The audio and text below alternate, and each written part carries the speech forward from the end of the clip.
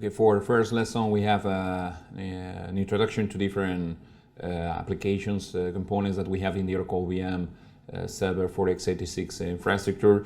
We're going to learn how to get deep knowledge on the Oracle VM Manager user interface and the Oracle VM command line interface. Well, we have these objectives. After completing this lesson, you should be able to describe the major components of the Oracle VM environment. We take a review of the different components, much like the Oracle VM servers. Oracle VM servers grouped into sub-pools. We speak about the Oracle VM Manager, the management utility for the whole Oracle VM infrastructure that you should be able to create after you install the VM servers. And with the tool with which you start to work with a network infrastructure, with a storage infrastructure, and with the VMs. Also, we're going to list the interfaces that are available to manage your Oracle VM environment. We're going to learn to use the Oracle VM Manager. The Oracle VM Manager gives us a graphical user interface, and in addition to this command line interface. So we describe the control elements of the Oracle VM Manager user interface, and we connect them and we use the Oracle VM CLI to configure the behavior of this tool and to help us, for example, to automate some processes to be more productive instead of using the Oracle VM Manager. And the last one is to learn how to use this command line interface, this command line utility, with learning some of the top commands and to get experience working with this utility to help to perform administration tasks. Where first of all, as a review of the Oracle VM components, we remember Oracle VM comprises the one or more Oracle VM servers in server pools. So you know that each server is dedicated to the Oracle VM environment. You perform the installation of the Oracle VM server for X86 much like you do with any other operating system. You use an ISO image and you perform the installation. This installation is a text-based installation, and after you follow the different steps, different screens in the wizard to perform the installation, you have the system ready to be able to be discovered by the Oracle VM Manager. Obviously, these servers are deployed to run the VMs. The configuration of the servers, we use the Oracle VM Manager to do so, and we try to give you as much automated as possible all the whole processes, okay, to configure the Oracle VM infrastructure. Remember that each VM server can only pertain to one server pool.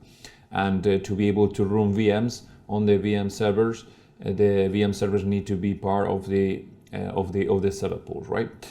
Also, we have one Oracle VM Manager, and only one. It's important to know that with one single Oracle VM Manager, we need to manage the whole VM infrastructure. So, do you know, it's an administrative tool. Behind the scenes, we have a WebLogic server that we connect to this WebLogic server with a web interface using web browsers. In addition to this, we are able to connect with the command line interface using the SSH protocol. And in addition to this, we are able to connect with web services API programming languages that give us the option to be very flexible in the way that we create, we work, we manage, we monitor the VM infrastructure. And the last components are the external storage and the network infrastructure. What we need to prepare before deploying the VM infrastructure, the storage cabinet, the storage rights, in which we give the option using LANs to deploy repositories, which are very important for the VM infrastructure to provide directories in which we provision templates, assemblies, to be able to clone the VMs, to create VMs using cloning processes. Also to store the configuration files for the VMs. In addition to this, to upload and provision ISO images in which we have a software, we have operating systems, for example, to be used to be installed in the VMs. And in addition to this, to create a virtual disk. This is the main functionality of the repositories. And also, in addition to this external storage, we are able to use to discover LUNs that they are being used directly by the VMs. The VMs has different I/O requirements to persist the data. So this is why they have the option to use virtual disks in repositories, or the option to get access directly to the LANs. And for the network infrastructure, you know that we have different network interfaces, because we need to be able to create a different, or to deploy different network roles: the management role, the VM role, the storage role. And for example, for some internal activity, when we work with cluster setup pools, for example, for the cluster heartbeat network. And in addition to this, for example, to perform live migration or secure live migration, we need to be able to provide enough interfaces, network interfaces, to create all of these implementations. Well, about the server roles, we usually have been working before, much like in previous courses, with the VM servers, much like to be ready to work with the VM infrastructure and to be able to support the installation or the creation of the VMs. But in this slide, we are going to get a bit more detail about the roles that they should be played. This is why we have that the VM server is able to have the utility server role or the VM server role. Well, when we have small deployments, usually the VM servers plays these both roles, utility server and VM server role. But for big deployments, it's important to separate the VM servers into VM servers that they work as utility servers, or VM servers that they work as a VM server for VMs. So the utility server is a server that the main role is to perform some internal activities, much like importing templates, much like cloning templates. So we perform some tasks that usually are very expensive at time of resources that they need to use. Typically, these resources is by I/O activity. And the other role, the VM server, is for a server that is running the VMs and need to work with the entire life cycle of the VMs, much like starting, stopping, much like creating the VMs, much like, for example, migrating the VMs from one server to another. So you have the option to have the servers with these two roles, or you have the option to separate the roles between the servers. Well, about the servers, you know that they need to be part of a server pool. Server pool is a group of different servers to support running virtual machines. So at least the VM server need to be part of a server pool. The relationship is one-to-one. One VM server can only pertain to one server pool, but one server pool usually has more than one VM servers, because in this way we are able to, for example, execute multiple VMs in multiple VM servers. Also, for example, to migrate VMs from from one VM server to another in the same server pool. Also, you can control the behavior of your VM server pools with the following features. So these are properties or attributes that you could set up for the server pools. For example, we have the distributed resource scheduler. This is about managing the resources. So helps you to perform load balance execution, or to implement load balance capabilities to all the VM servers that you have in the same server pool. So what I mean is that it tried to distribute the VMs between the VM servers to perform or to execute or to run the execution of the VMs in these VM servers as much better as possible. The other one is dynamic power management, the DPM. This is to let you to save power. For example, if you have with a small number of VM servers, the ability to run all the VMs that you want, and to let to the others to be powered off to save power. Well, all of them are mutually exclusive, so you need to specify the way that you want to run the VM server pool with the DRS or the DPM implementation. The other property or attribute is the anti-affinity, and this is to avoid to run VMs in the same servers because they are not for example, compatible about the software they're running. This example is to run a rack database. When you have a rack database, you know you have 2 or more database instances.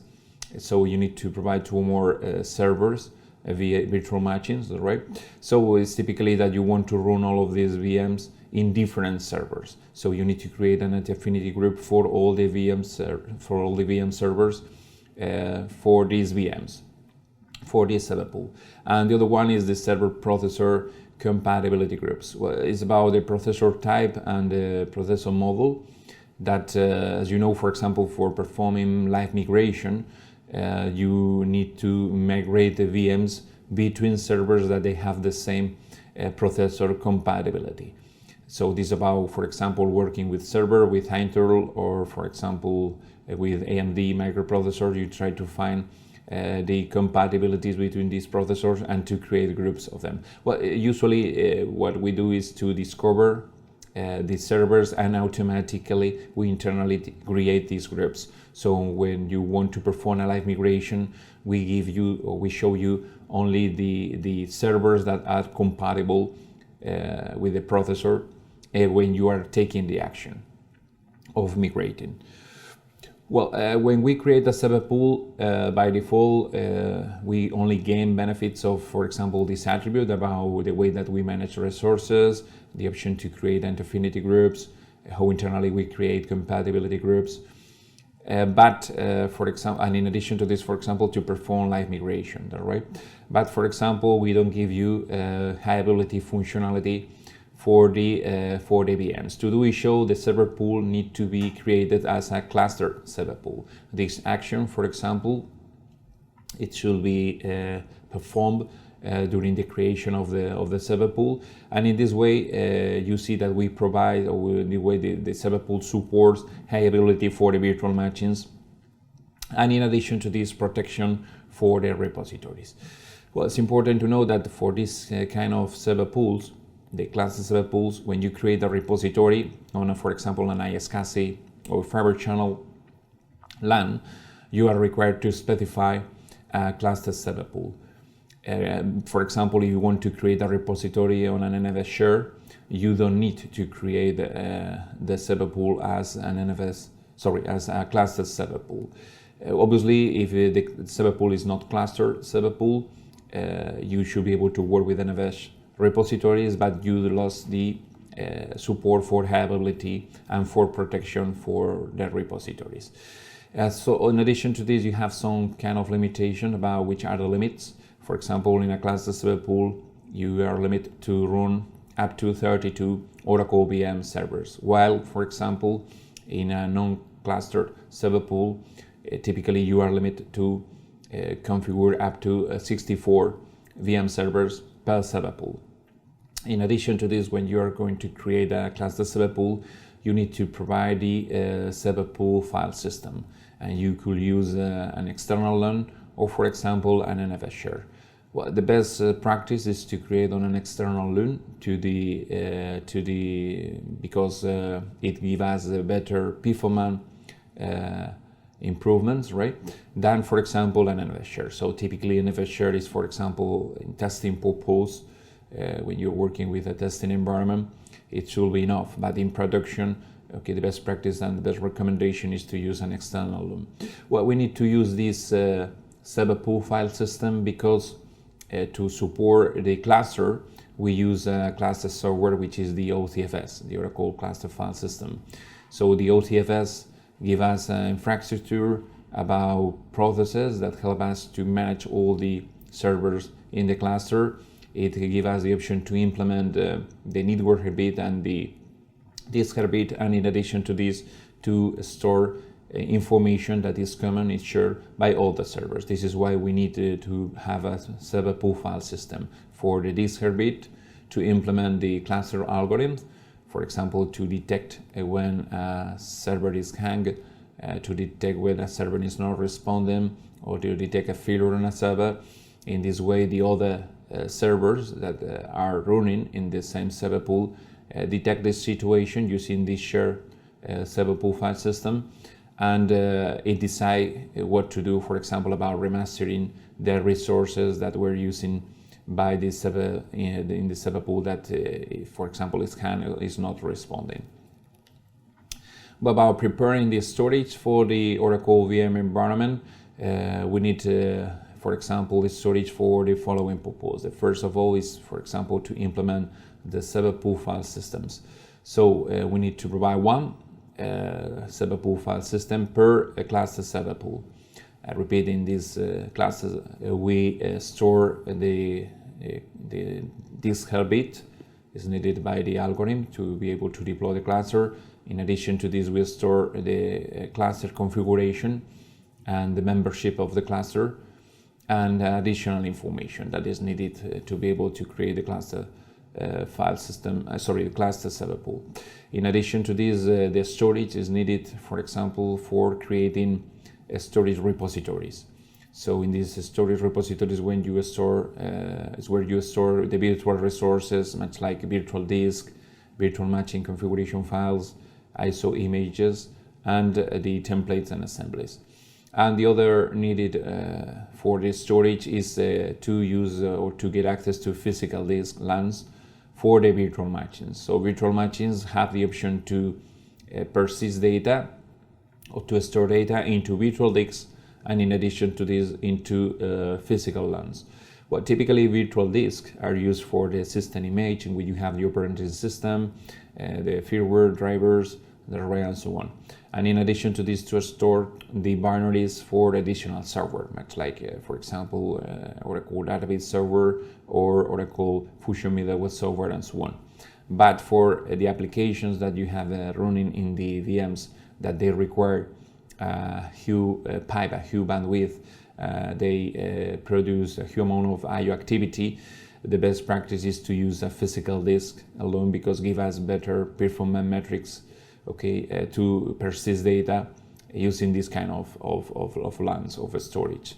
Also consider using raw LANs directly for your virtual machines that require optimal performance, and all the Oracle VM servers in the same server pool must have the same access to external storage. Well, these steps need to be done previously, need to be done manually. So if you use iSCSI or fiber channel protocols, you need to guarantee that all the servers are able to get access to the same LANs in the same time and in a shared mode, to be able, for example, to create repositories, to be able, for example, to create a server pool file system, or, for example, to provide physical disk LANs to the VMs that they're running on these VM servers. What about networking with the Oracle VM? All the Oracle VM servers in a server pool need identical logical networking topology. Well, you know, when you create networks with the Oracle VM Manager utility, we use the following building blocks: Ethernet ports, these are the NICs, the network interface cards. In addition to this, we could create groups of Ethernet ports which are called bonded ports. So we usually provide one or more Ethernet ports, physical ports, to be able to create bonds. With bonds, as you know, you increase the bandwidth, and in addition to this, you provide high availability for the network access using these network interfaces behind the bonded port. And to provide you better flexibility in creating subnets, for example, to isolating the traffic between VMs, between servers and storage, between, for example, VM and external communications array, and so on. Oracle VM supports the creation of virtual LANs. So also another building block is the virtual LAN port. Well, in addition to this, working with Ethernet ports, bonded ports, and virtual LAN ports, you are able to use these ports to create different kind of, to implement different network roles. The following of the network roles that we have: server management. Remember, this is the first network role that is deployed at the time you discover the VM servers. During the installation of the VM servers, you need to provide an IP address. This IP address is based on a Ethernet port and a bonded port or a virtual LAN port. But this single IP address which is called the management network IP address. So all the servers need to be able to communicate with the manager using this server management IP address. In addition to this, you know, each VM server has an agent, the OVS agent, that use this IP address to be able to send information and receive information to or from the VM manager. The other network role is live migration. This is another network that you should be able to create, for example, to migrate VMs from one server to another in the same server pool. So, well, you know that you have the option to secure the live migration, and in addition to this, it's not useful, but you need to provide enough bandwidth to be able to move the VMs as fast as possible, providing minimal downtime to the access to the application in the VMs using this live migration network or role. The other role is the cluster habit. This is needed when you implement the cluster server pool. In addition to this, when you create a cluster server pool, you need to provide which is the cluster habit network that you want to use. You have the option to create multiple, and this network need to be typically isolated. The only traffic that it needs to support is the herbit traffic, and is, for example, for sending the herbit messages and internal messages to exchange between all the servers that they are part of the same cluster server pool. Well, remember, the algorithm we use to implement cluster is using the OTFS server, this cluster stack, right? And this cluster stack uses two ways to detect, for example, when a server gets hacked or when a server needs to be evicted, need to be rebooted. And these two ways is using this herbit. This way we need to use the server pool file system, and the other one is the network herbit. Well, the other role is the virtual matching role. It's typical to create multiple virtual matching roles and is for letting to communicate the VMs between them. It's for traffic between VM and VMs, and in addition to this, between the VMs and the external world. For example, another layer of servers that they are not implemented as VMs in this server pool, or for example, much like clients that they want to get access to applications they're running in the virtual matching. Well, the virtual matching networks typically are implemented as a bridge in the VM servers, giving you the option to share the traffic between VMs and to be able to communicate with other VMs in other servers or with the external world. And the last network role is the storage role. Well, this is typically created to configure network interfaces with network IP addresses in the way that using these network IP addresses, the VM servers in the server pool are able to put in contact with the storage resources, external storage resources, much like NFS servers, or for example, X86 servers, that's right, to discover loans or to discover NFS shares, right? Well, about managing the Oracle VM, we have multiple interfaces.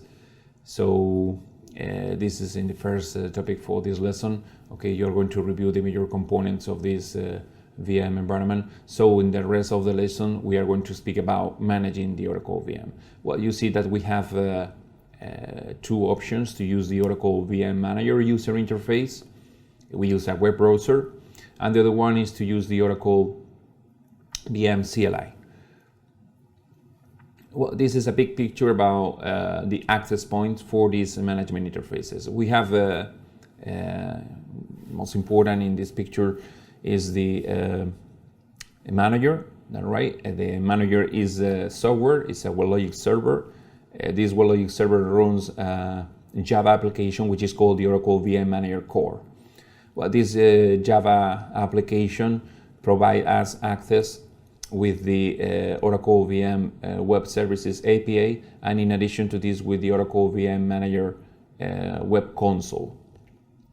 The other one is to connect, in addition to this, with the Oracle VM CLI. Well, this is a process that is running in the VM server, and this process, what it does is to act as a bridge, okay, between the SSA clients that they want to administer the VM infrastructure and the Oracle VM Manager Java application, okay, the Oracle VM Manager core. Well, so basically what it does is, thanks to these different layers on top of the Oracle VM Manager core, with the console, we are able to use a web browser. The default port is the 7002, and we use the SSL protocol with the HTTP, that's right?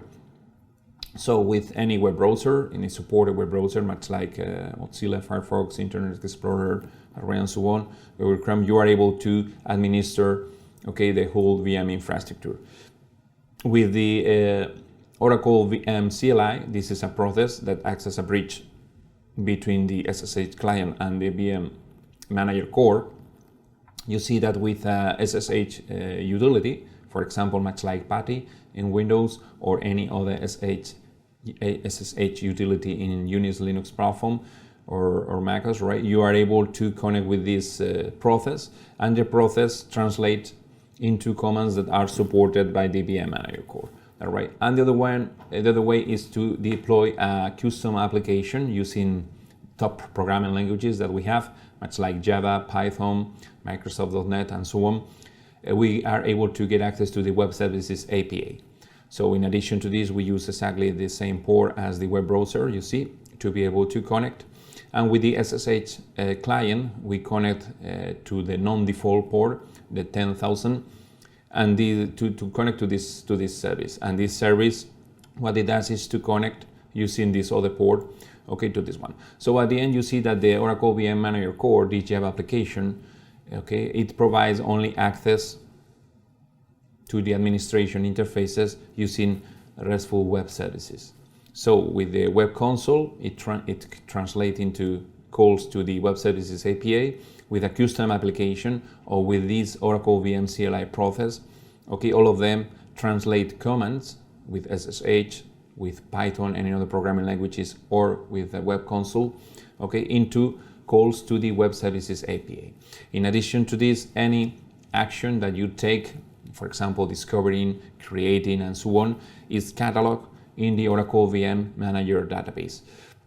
This is a MySQL Enterprise Edition database server that it's automated. The installation. During the installation process of the manager, we perform the installation of this server, of this database server, and it's very important to know that we need to maintain and protect this VM server, because it's the repository in which we catalog all the information and all the components that we are creating, we are modifying, we are deploying in our VM infrastructure.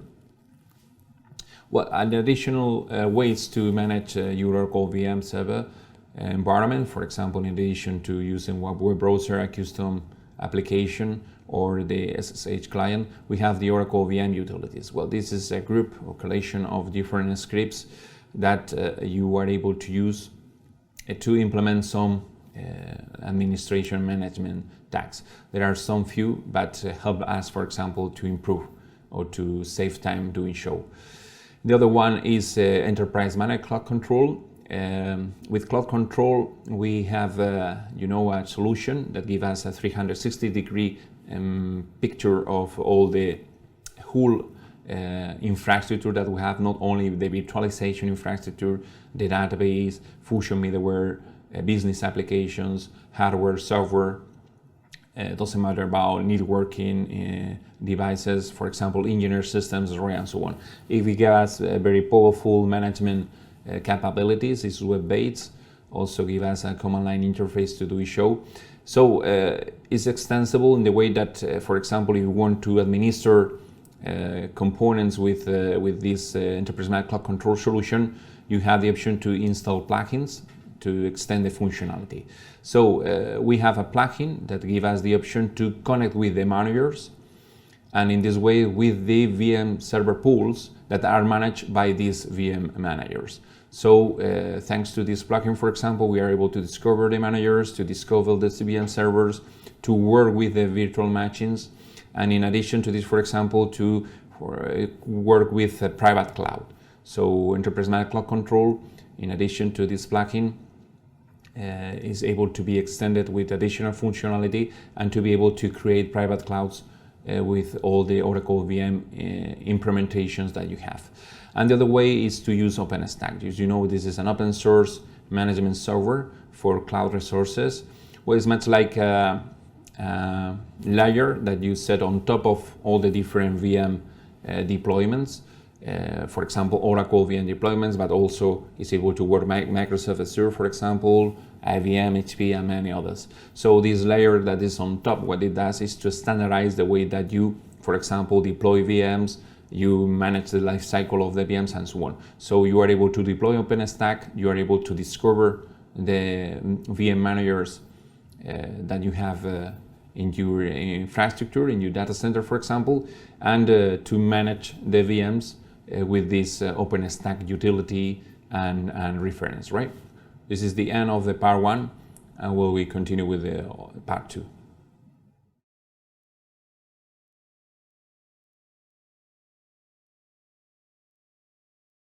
Getting more detail about the Oracle VM Manager user interface. From this user interface, you can perform all administrative tasks. What I mean, all means all, right? So you will see that with all the tools, you practically do the same, but you are not able to complete all the steps, for example, that you should be able to do so with the Oracle Manager user interface. We include all of this about configuring and configuration and discovery tasks. For example, when you need to discover the VM servers after you install manually you deploy the operating system. Anytime that you want to extend, for example, your VM infrastructure and you install additional VM servers, you discover again these VM servers. Or for example, you perform any change, you need to reconfigure the servers, you need to rediscover the servers. All of these tasks are performed using the Oracle VM Manager. Configuration, for example, creating the networks. You know, you have multiple network roles. Management role usually doesn't change, but for example, creating additional live migration networks, creating additional cluster heartbeat networks is not usual, but for example, you want to extend or create more cluster server pools. The more typical is to create additional VM server networks, because when you deploy VMs, they need to communicate between them, for example, for private communication, or they need to communicate with the external world. So it's much like to create VM networks for public connections with the VMs and the external world, all right? In addition to this, you, for example, need to discover the storage components. So you need to connect, for example, with file servers and NFS servers, or for example, you need to connect with iSCSI or Fiber Channel servers to, for example, discover LUNs, or when you need to manage the life cycle of the LUNs, much like clonation, much like modifying, that's right, and so on. In addition to this, any virtual matching operation, creating VMs from, for example, templates of assemblies, or creating a VM from another one. You could perform a hot or cold clonation of an existing VM, modifying the properties of a VM, much like adding additional virtual NICs or changing the virtual memory or virtual CPU. In addition to this, monitoring the status and the resource usage. So about checking the status of the VM servers. In addition to this, there is some kind of event or there is some kind of issue or problem. Also checking, for example, any tasks that you perform. As you know, it's organized into jobs. So you could monitor the jobs, how they're running, the execution of the jobs, if you have any kind of issue, which is exactly the steps they are doing, the right, and so on. To access to the Oracle VM Manager user interface, first of all, in the Oracle VM Manager server, remember that you have a limit supported platform, but typically we perform the installation in Oracle Linux operating system, the installation of the Oracle VM Manager software. So in this installation, remember you install mainly two components. The first one is the Oracle VM Manager repository, the database, the MySQL Enterprise Edition database, and the other one is the Oracle VM Manager management core. This is a WebLogic server with a Java application. In addition to this, you install another process, which is the Oracle VM CLI. This is an SSH server that gives you the option to translate SSH commands into the Web Services API commands. That is the only one that understand the Oracle VM management core Java application. Well, so to be able to work with this, you have a process that is responsible to manage the WebLogic server, and in this way the Java application, okay, which is the management server core. This service is called the Oracle VMM, okay, the Oracle Virtual Machine Manager. All right, so this must be running. Remember, for example, in the Oracle Linux operating system, which is one of the supported operating system, you have the service command, or depend on the version, also you have the systemctl command, right? Well, so with one or another, you should be able to check this service if it's running or not, the status, and you should be able to start. After this is started, obviously also this Oracle VM Manager utility, it requires the management repository.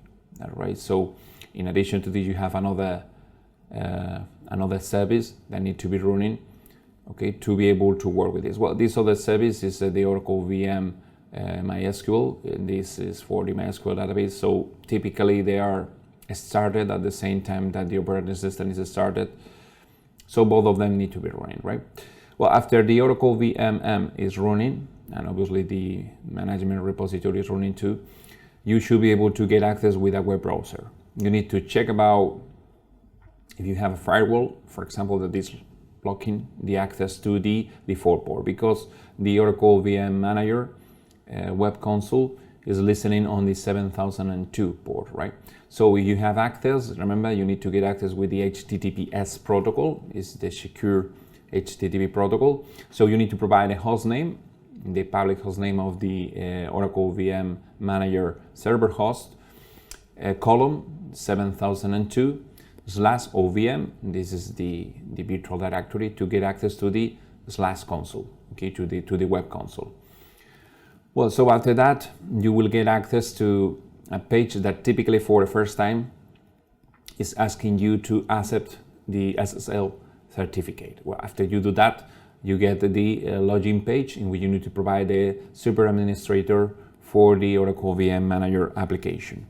Well, about the way that we get authenticated, the communication between the clients and the Oracle VM Manager user interface is secured by using the Secure Shortcut Layer certificate, the SSL. So the certificate is generated automatically during the installation of the Oracle VM Manager software.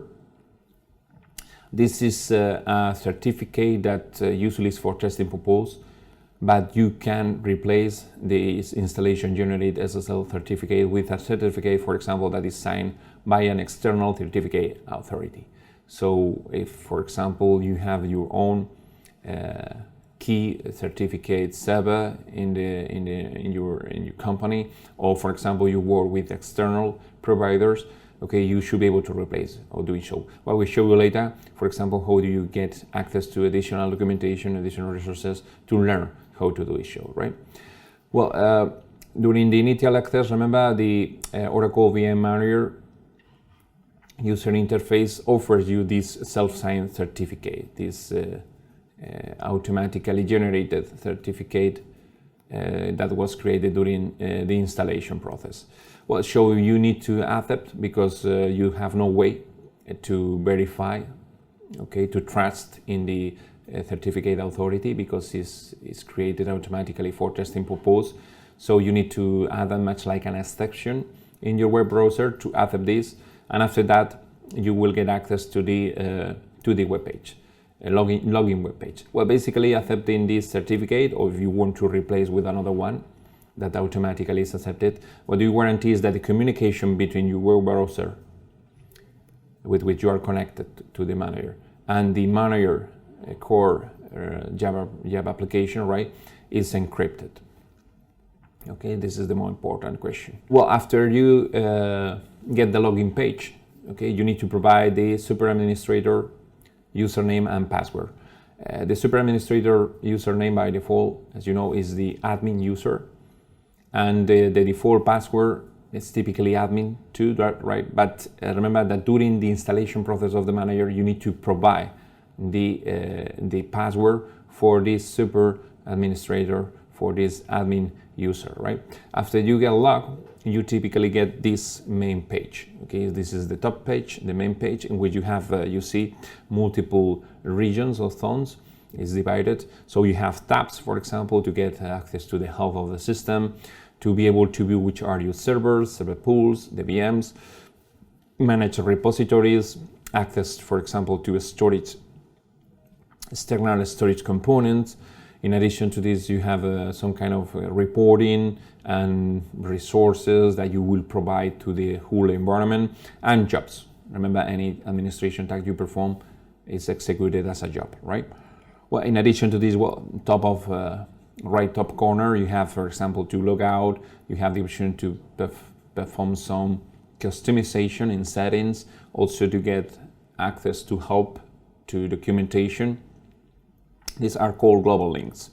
Well, after you put focus on one of the tabs, much like in this example, in servers and VMs, we will see that you have in the left side navigation panel, in which you have some buttons in a toolbar that you should be able to take actions on the specific component you are putting focus in this navigational panel. All right. Well, after you put focus on the component in the navigational panel, you will see that in the main section of this web page, you have specific information for this component which you put focus in the navigation panel. Well, you typically has a view and perspective, in which you have a perspective drop-down list. So it's much like after you put focus on one of the components in the navigation pane. In addition to this, you have the option to select or put focus on one of the elements that you have in the main section. So in this case, for example, we are putting focus on a server, this one, the server 2, in this server pool, and in the main section we are putting focus on this VM. Okay, this is a virtual machine. So in the perspective, the drop-down list, it shows us actions or information that is specific for this component, much like virtual machines. For example, for the server, you are able to view the Ethernet ports, bonded ports, for example, external storage, events, that and so on. If you put focus on an element in the main section, in the contentor management pane, that right, you will see that we have an addition to this perspective, a toolbar. This toolbar is to take action, or for example, in this virtual machine. This virtual machine is called a PVM, it's a para-virtualized virtual machine. So for example, you are able to edit, to delete, to start, to stop, and to do, for example, perform some configuration, and so on. And at the bottom of the page, you have the job pane. So you have a job summary with the total jobs pending, in progress, if they're failed, aborted, and completed. Well, so it's a big page, right? About a lot of different toolbars, tabs, regions, sections, but well, it's very easy to manage. Well, making changes to your Oracle VM Manager user interface, what we can do after doing the installation. Okay, so after the installation, for example, you're able to change the admin password. Remember, this admin password is the super administrator of the Oracle VM Manager utility user interface. It's important to know that, remember, the Oracle VM Manager, or the management core, is a Java application that is deployed in a WebLogic server. So the admin user is an application user, it's a Java application user, right? So is the Java application, is the Oracle VM Manager Java application user. So the way that you need to change this password is not so easy, as much like, for example, getting access to the administration console of the WebLogic server and going to the Java application accounts that you have for this management Java application, the management core Java application, right? It's not so simple because that's true that we need to change in this location, but in addition to this, the password is located or it is stored in other different places, right? So for changing the password, you will see, for the admin user, you will see that we need to use a specific utility that it comes with installed with the Oracle VM Manager software. In addition to this, you are able to change the user interface season timeout. As you know, if you are inactive, you are idle for a long time, typically you need to log in again, right? Also accessibility option, in which you can change the font size, you can reverse the colors to help you to get access to the different menus and so on. Also the refresh job timeout value is about the way that you schedule jobs, right? And what's happened with these jobs, if they are refreshed frequently, if they are archived, if they are purged, right?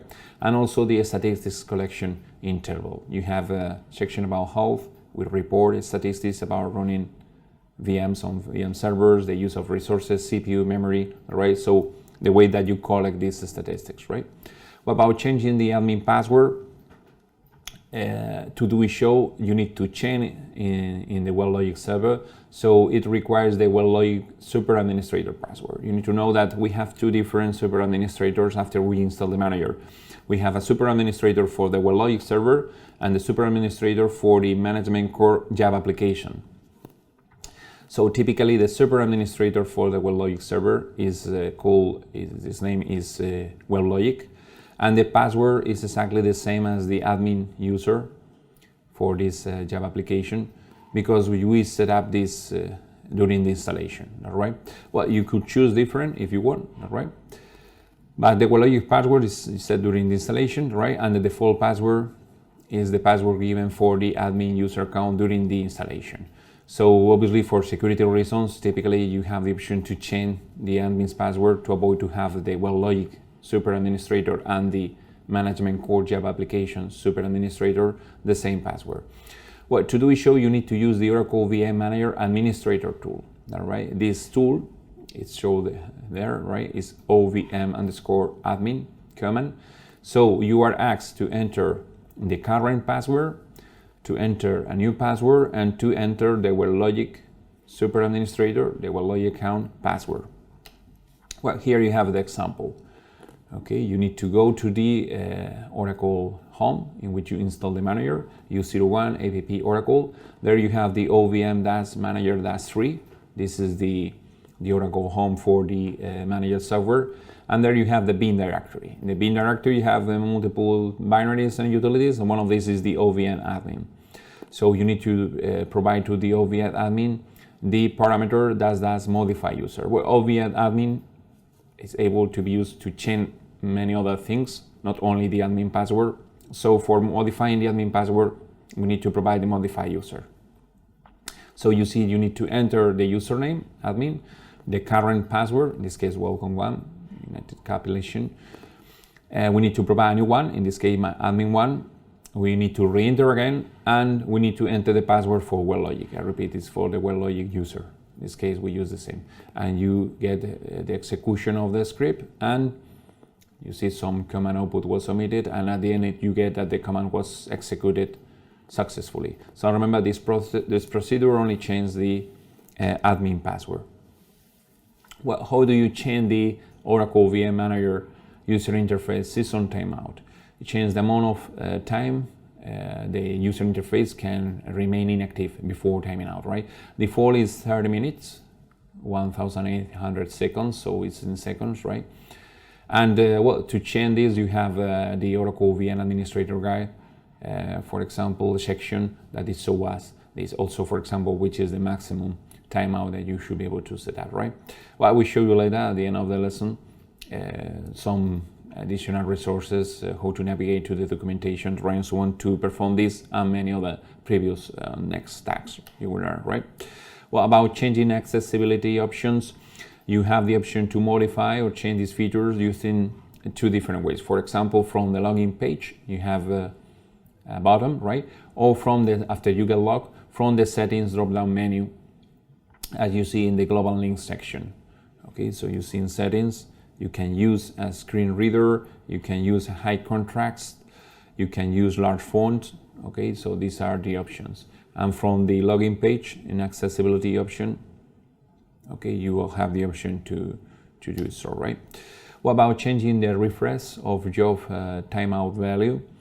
You have in the reports and resources tab, and you have different sections: reports, tags, server update groups, and preferences. And here in preferences is where you have the refresh job timeout value. So you can specify a timeout or not. For example, don't timeout.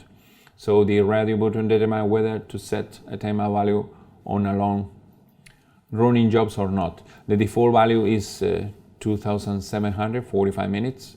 So, well, you see that is when to time out or not a long running job. So when we need to consider adjusting this for what? Typically for storage servers.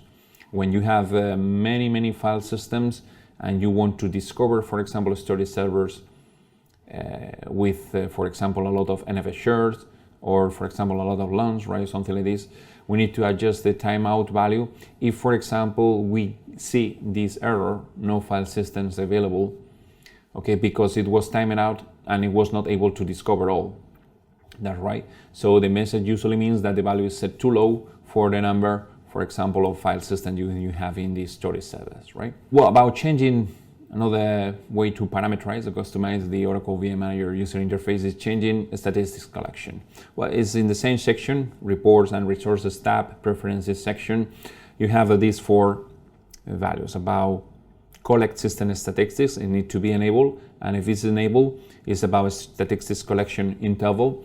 You see that this specifies the frequency of the statistic collection. Well, obviously, collecting statistics is much like to executing the same process, okay, repeatedly for a specific interval. So you need to be careful with this because you get exhaust the system collecting statistics. You need to left to do the stuff, you know, to run in VMs, to perform some discovers, managing storage, right, and so on. But it's important to know that you need to capture the statistics too. So you need to balance, and typically the default values should be enough. The other one is a statistics collection hold time. Okay, to specify how long to store statistics before being refreshed. It's much like how long it's stored after, for example, or before being removed. Okay, so you see that this is 60 minutes by default. In addition to, you have a statistics archive interval. It specifies how often the Oracle VM Manager deletes these archive statistics, right? So it's much like you see, in this case, you have 60 minutes. So the previous one, statistics collection hold time, and the next one is statistics archive interval. It shows, for example, how frequently the interval, right, 60 minutes. So every 60 minutes, what it does is to remove, okay, the statistics that were collected, okay, and hold during 60 minutes. So you need to do you need to manage in this way, right? Well, in addition to this, you have the file system statistics collection information, which specify the frequency of file system statistics collect from a server. Well, it's about, for example, the percentage U, percentage free of the local disk, no, in the VM servers.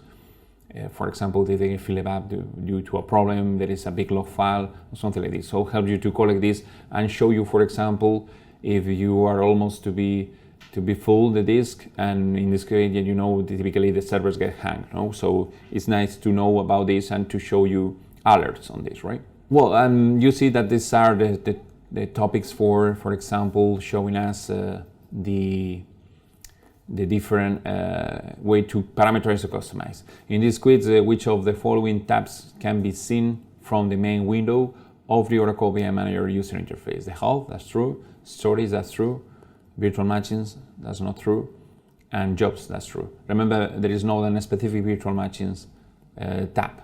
Okay, you have the servers and VMs, servers and virtual machines, right? But there is not a specific tab for viewing only virtual machines, right?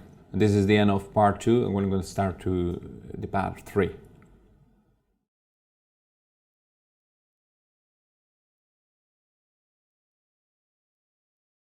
The Oracle VM CLI is the next part. Is the command line interface that provides the ability to perform nearly, I repeat, it's not exactly the same functions as the manager user interface, but nearly the same functions as those that are available in the Oracle VM Manager user interface. Well, remember the CLI is installed as part of the Oracle VM Manager installation. Obviously, the CLI gives us access to these, to all of these management functions using an SSH utility. So, obviously, remember the Oracle VM Manager is only able to understand web services calls, right? So, what it does is the OVM CLI is a process that what it does is translate the SSH commands into web services API calls, right? To the manager, right? So this is why we require this service, this process, the OVM CLI. So you have a service at the operating system level. It's independent of the OVMM or the OVM database, the MySQL, right? Typically what it does is to start a process that is much like an SSH process. It's listening SSH commands, but in a different protocol. As you know, a port for the protocol. As you know, typically, traditionally, any, for example, Oracle Linux or any other server, the SSH protocol listen in the port 22. Okay, this is the default, and it usually comes with an SSH daemon, right? So what we do with this service, with the OVM CLI, is to start another SSH daemon, all right, that is listening in the 10,000 port. Okay, you see the non-default 1,000 port to avoid to have a conflict, obviously, right? Well, after we start this, we are able to connect remotely with from any SSH client to the manager, providing this port, and the most important, also providing the manager super administrator credentials. Remember the admin user with the admin password. Well, if you have any kind of issue, something like this, you have some logs, the CLI logs, which are located in the Oracle home of the manager, in the UC1 app Oracle OVM-manager-3. There we have the domains. Directory is where, for example, we have with the well-logic domain, right? And the name of the domain is the OVM underscore domain, right? There we have servers, we have the admin server and the logs directory. So there in the logs directories where you have the CLI.log and the CLI audit.log. The CLI.log is where you record any command, any action that you take with the SSH clients that you send, and it decide to perform, okay, the administration tag that they need to do with this command, right? For the audit, the CLI audit log, it records any access, okay, that is tried to be created, any session that is trying to be open against this OVM CLI process, all right? Well, the best of this is that we get a specific CLI, we get a specific utility with the SSH protocol. It supports specific commands, much like listing servers, decoding servers, creating VMs, right, and so on. So the best of this is that because it's a CLI, you could create scripts. So the CLI is a scripting utility. So it helps you to automate, to create custom scripts that helps you to automate the processes, right? So obviously using a web user interface is more simple, more easy to use, but it's a step-by-step process, okay? Any maintenance or administration tasks. So you typically spend more time that, for example, executing or trying to do the same steps in a script that maybe is automated, right? It's more simple. Also, for example, when you need to perform batch processes or execute batch processes, execute the same tags in many, for example, servers, or that the tags affect to many VMs, doing graphically is very, very expensive. Okay, you can spend hours, maybe days, right? So with a script, you perform a copy paste of the different lines of code, of commands, and you basically you should be able to replace the name of the servers, and it should work, okay? And you see it works faster, is also more productive, okay, in this case, right? Well, how do you connect to the Oracle VM CLI? Well, because the Oracle VM CLI process is listening the SSH protocol with the 10,000 port, right?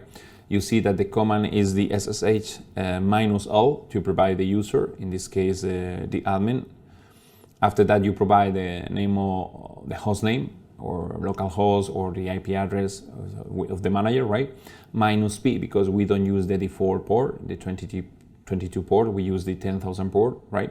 Or another way is with the SSH admin at the manager host name and -P. Well, after that, you are asked to provide a password for this super administrator user, for the admin user, and you get access to a prompt. In this case, is the OVM prompt that it support specific commands for the OVM manager, right? Well, this is the password authentication, but also you are able to authenticate with a SSL certificate, all right? And this is an example of connecting. So you see, you get the prompt for the OVM. Well, if you provide a question mark, okay, you see that it shows us all the different commands that are supported. Well, typically you see that we work with a verb plus an object. So for example, the verb is list, create, discover, right, something like this. And the object is exactly to which kind of object or type of object the verb, the action affects. For example, list server. It shows us the list of the different servers. In this case, for example, we have OVM1 and OVM2, right? Also, you will see that each object or component has a universal unique identifier, right? Much like this one. And also it shows us, for example, the status of the execution of the command, right, and so on. Well, also it has many nice functionality, much like it has the tab auto completion, for example. The commands, verbs plus objects are not case sensitive, but if you execute a command on a specific object, for example, on a specific server pool or on a specific VM, the names, okay, literal values that you use for the names are case sensitive. Okay, you need to be careful with this. Well, another examples or more Oracle VM CLI usage. Okay, for example, to run the command with an SSH connection in batch mode. You see, you don't work interactive, so you provide SSH -L, and at the end you provide the command that you want, right? Also, to run a command in the background with the ampersand and the -m parameters.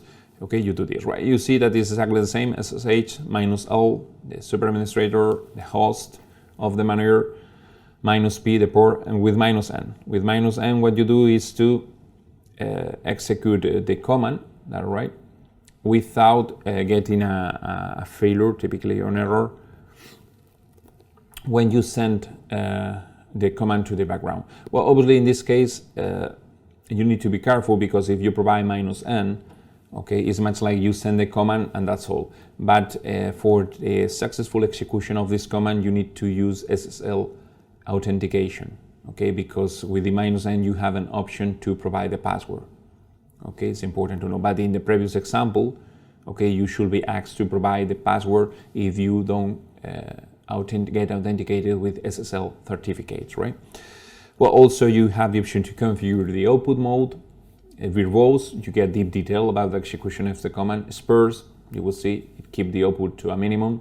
Or XML, it shows us the output in XML format if you want, for example, to analyze the output or something like that, right?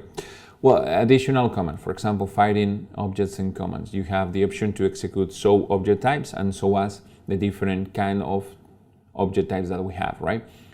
Another one is, for example, show custom commands, for example, in a job. So it shows us, for example, abort, get the book transcript or something like this, right? Or show custom commands for port, and so on. So you see that in addition to the question mark, and in addition, for example, to executing list and question mark, it shows us different options. Okay, you have the option to list or to get which are the different object types, because the question mark only shows us the verbs, the actions, right? And for a specific object, if you want to, for example, list job and provide additional information, right, you have a specific custom command, right? Well, and about customizing your Oracle VM CLI system, you need to modify or edit a configuration file that we have for the OVM CLI process. In U01 app Oracle OVM manager-3, the Oracle Home 4D manager, you have the OVM underscore CLI directory. This is a subdirectory that's specific for the CLI utility. And there you have the config directory, and there you have the CLI config params.xml. This is an XML file, and you could edit. For example, you have an entry about modifying the SSH listening port. You have, for example, this SSH port, so you could change to 15,000. Also, to change the CLI timeout, it has a timeout similar to the manager user interface. So you have the client inactive timeout, that's right. So, okay, you change this parameter and you change the behavior of the VM CLI. Well, we have a quiz about this, which command can be used to access the Oracle VM CLI locally from the host OVM mgr01.example.com, where the Oracle VM manager software is installed. Well, the first one, ssh-l admin OVM manager 01.example.com-p. It should work because it can be used to get access locally from the host, right? The other one is ssh-admin-l. This is wrong.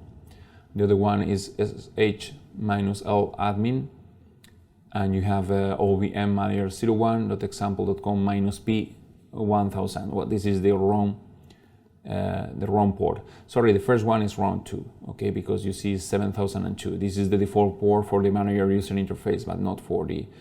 So A, B, and C are wrong, and the ssh-l admin localhost -p 10,000. So D is the only that is right, okay. The other previous three, A, B, C, are wrong. The first one because the port is wrong. The second one because the command is not okay, and the third one is because the port is not the default port. Because it say to get access locally from the host, you could use the host name or localhost, right? But in this case, the ABC, even using localhost or the host name, they are wrong because they are not specifying the correct, the default listening port for the OVM CLI, the 10,000. Or the command is wrong, right? So D is right. And so as a summary of this lesson, you have learned how to describe the major component of the Oracle VM environment. We take a review of the components: Oracle VM servers, VM subpool, cluster subpool, Oracle VM manager. There are different ways to get access to the manager with the web user interface and with the CLI. In the next lesson, you will learn about the web services, APA. We have learned about the different components for the storage, external storage, taking a review of the different concepts for storage, much like loans, with the storage elements, right, or storage, external storage, about NF shares, the concept of repository, the concept of subpool file system for cluster subpool, right, networking, different network roles, the management network, live migration, cluster network, cluster heartbeat network, virtual matching network, and the live migration network, right? Also, you have learned about the roles of the server, utility server, mainly for clonation, importing ISO images or binaries or something like this, right? And the VM server role, that is for running VMs. And this is most, right, on top of this, right? And we have learned how to use the Oracle VM Manager user interface and, for example, how to connect and use the CLI and change the behavior and the command line. Well, in addition to this, I'm going to show you some of the additional documentation that it's provided during this lesson, right? So in the menu, if you go to oracle.oracle.com, you have a JavaScript menu here, and you have a OTN. In the OTN, we have the product technical information, and we have overview of product technical information. So we may click on this section, and we get a list of different products. And in the servers and storage system section, you have Oracle VM. You may click on OVM. This is about OVM for both of the platforms for which we develop virtualization for X86 and for Spark. So we may click on X86. Okay, we get, for example, additional details about downloading, for example, the product, templates, data sheets with papers, additional resources, and so on. If we'll go back, okay, in addition to this, you have a technical web papers in this section. In downloads, you get access to downloading the manager and the server, and in documentation. Okay, in documentation as well, we have documentation for Oracle VM server for X86. We may click, for example, in the latest release 3.4. Okay, we get information about release notes, installation, administrator, command line user interface, so on. Well, you see that in the administrator guide, we have made reference a lot in this previous lesson, is where, for example, we have a section about the using Oracle VM utilities. I showed you before that you have some utilities that are, for example, to simplify the execution of all the previous commands. You have, for example, about virtual matching control. So lets you to configure CPU pinning, for example, as hard partition on virtual matches. Another one, Oracle VM disk, okay, is to get details of the virtual disks. What are useful for doing so? Well, in addition to this, about managing Oracle VM authentication, you have additional information on changing the Oracle VM manager password. That's right. Also, for example, restricting user authentication, or if you want to enable other ways to get authenticated. That's right. Well, in addition to this, in configuring after the installation, you have how to change the interface season timeout in the OVM manager, and also how to set up the SSL. Remember, you have the option to change the default SSL certificate, for example.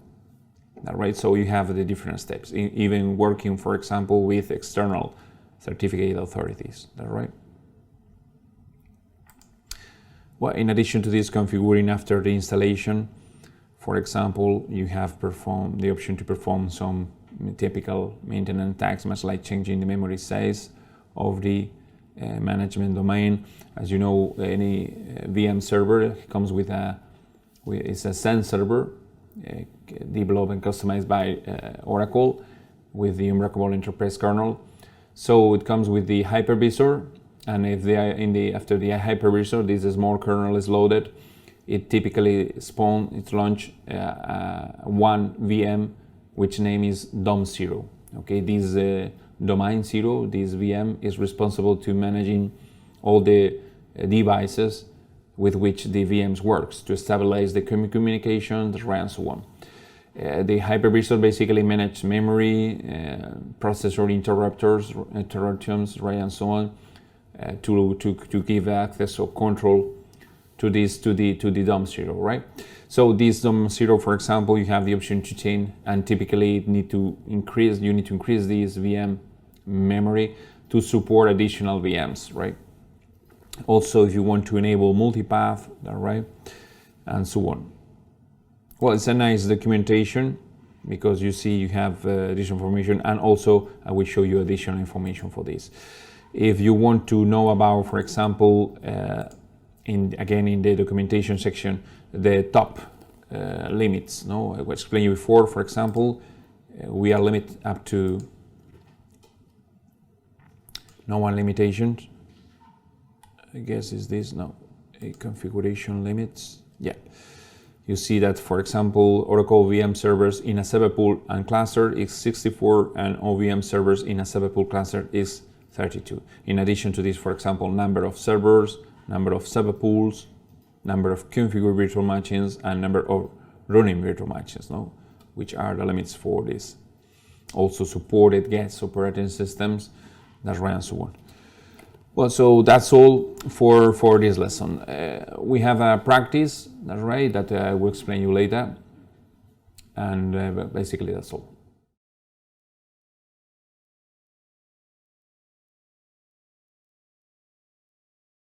Practice overview for lesson 1, Oracle VM Manager UI and Oracle VM CLI.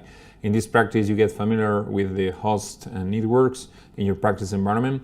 You access your lab machine and exercise ways to access the virtual machines running on your lab machine. You access the Oracle VM Manager user interface and examine the initial state of your Oracle VM environment. After that, you execute the refresh all action from the Oracle VM Manager user interface. Well, this is basically to start from scratch with the environment, with all the VMs, servers, and the VM Manager updated and running.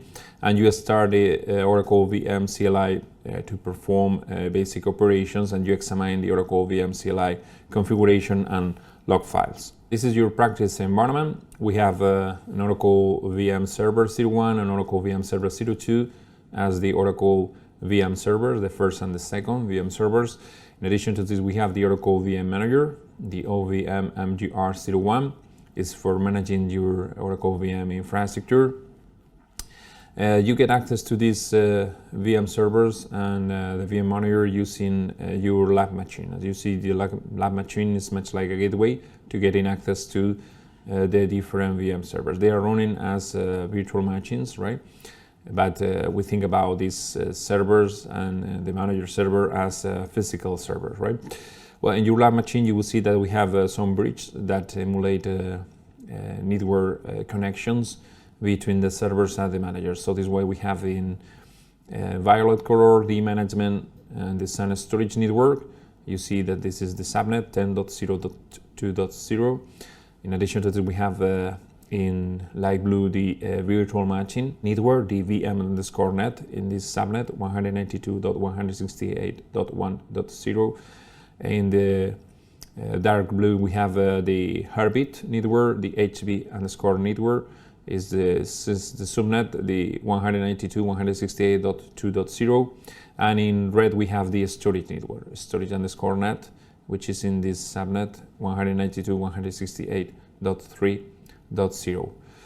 Well, so for the practices in this lesson, to become familiar with the host and network in your lab environment, you are assigned a lab machine on which you perform all your lab exercises. Your lab machine has been set up to support your entire Oracle VM environment. In this practice, you locate the major elements you use for all the lab practice in this course, your lab machine, the host available on your lab machine to build your Oracle VM environment, and you examine the networks that link your lab machine and the host in your environment. About the assumptions, the tags in this practice assume that the hosts in your lab environment are deployed as virtual machine. In your lab environment is composed a physical host. Some information may change. About lab environment diagram, I'll show you before in this picture. For the first step, your lab machine is a server which you access directly in the classroom or remotely.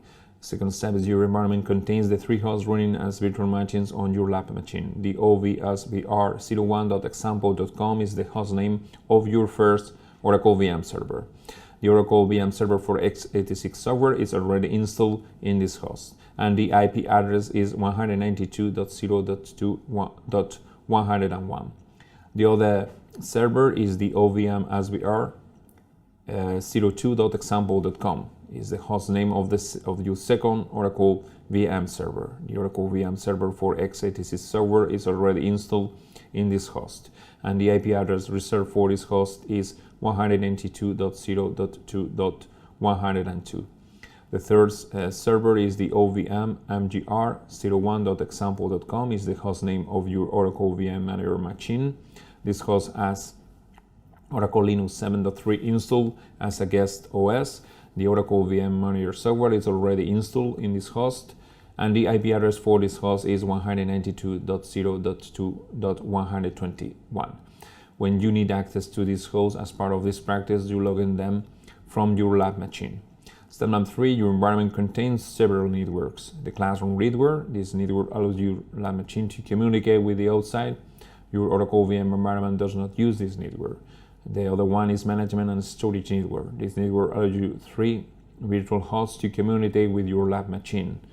It also allows the hosts to communicate with each other and access the X86 SAN server configured on the Oracle VM Manager host.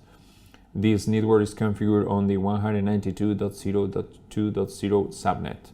Your LAN machine participates in this network and is assigned the IP address 192.0.2.1. The first host is assigned the IP address 192.0.2.101, the first Oracle VM server. The second host is assigned the IP address 192.0.2.102, the second OVM server.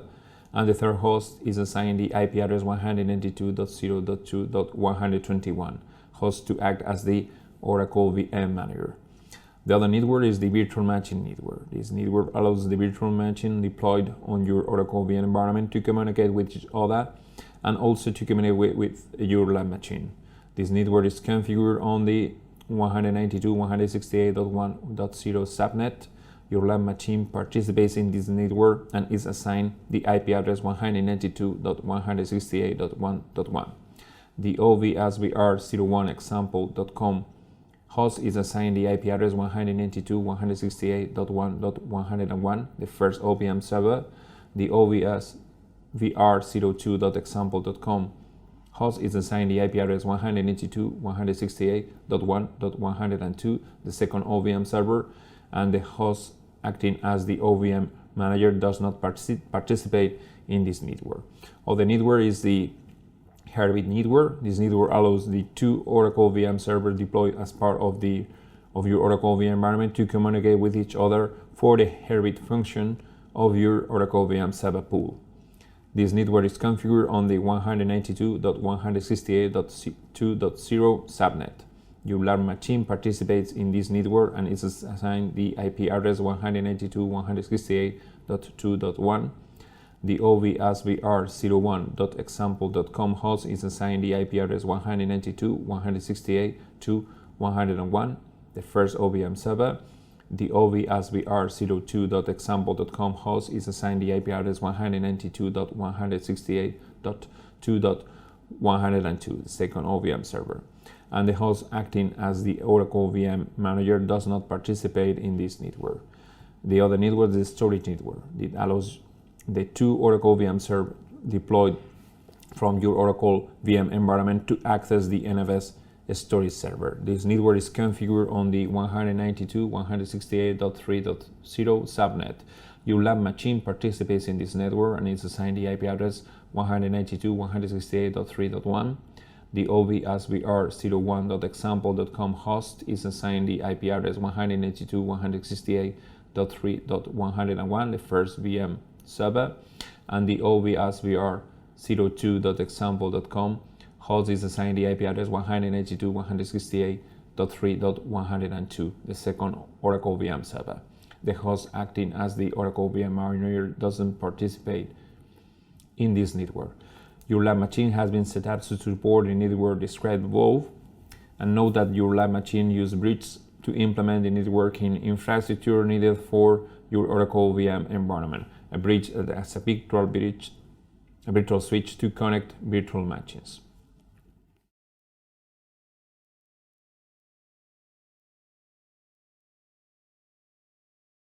Practice 1-2, become familiar with the initial state of your Oracle VM environment. In this practice, you examine the initial state of your Oracle VM environment. Assumptions: your Oracle VM environment is already built. The initial state: your Oracle VM environment is pre-configured as shown in the following diagram. Examine the components of your Oracle VM environment that has been installed and pre-configured for you. You have the Oracle VM manager host with the host name Oracle OVMMGR01.example.com. The Oracle VM Manager software has been installed in the OVMMGR01 host. Two Oracle VM servers with host names OVSVR01.example.com and OVSVR02.example.com.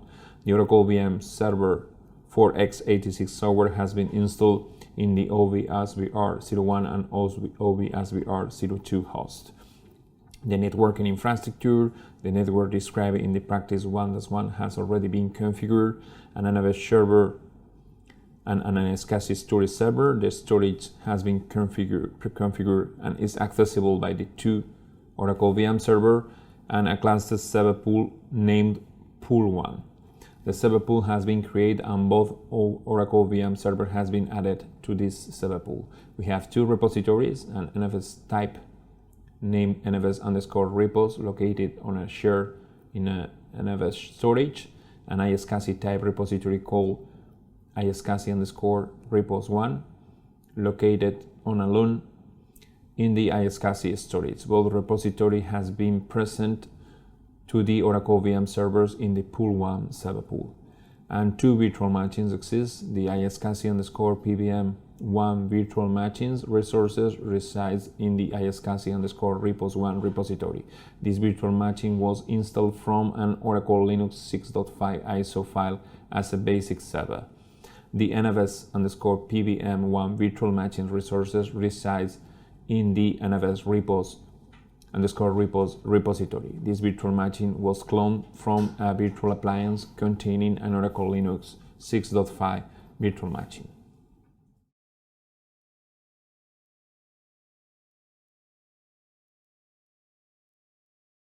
Practice 1.3, access your lab machine and switch to the root user. This practice describes the procedure to access your lab machine remotely by using Tiger VNC Viewer version 1.3.1.0 for Windows.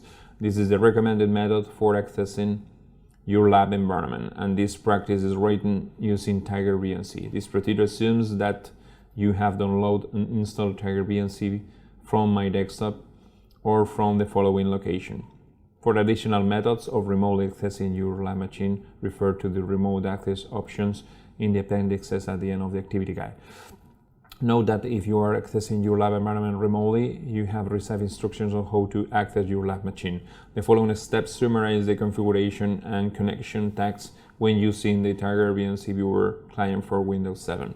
Well, tags 1 is select the Tiger VNC Viewer program from the Windows Start menu. We may click here and we choose this one, right? Well, and in step number 2, we enter the IP address of your lab machine followed by column 1. The following example assumes your lab machine IP address is 10.150.7.164 column 1. So you type this, you may click on connect. Step number 3, you see you need to press enter and need to click connect to continue, and then you need to be prompted for a password as shown. Well, we need to enter VNCTech for the password. The password characters are not displayed for security purpose as shown. Well, after that you get the VNC user login screens as shown, right? And so we get access to the desktop. Now we need to make a double click and step number 5 for the terminal icon to open the terminal window. With Ctrl+Shift+, we could increase the size of the font, for example. Also, we could maximize the terminal window, right? Step number 6, you are logged in as VNC user, which is confirmed by using the whoami command as shown. Okay, well, you can become the root user by entering the -" command as shown. Ask your instructor for the root user password or use the credentials provided by Oracle University. Well, Oracle University gives you this information, or the instructor should give you this information. Well, after that you type the password and you get logged as root. Well, step number 7, you click the X in the terminal window to close the login season, this one. Okay, or for example, you could press Ctrl+D 2 times. And that's all for practice 1.3.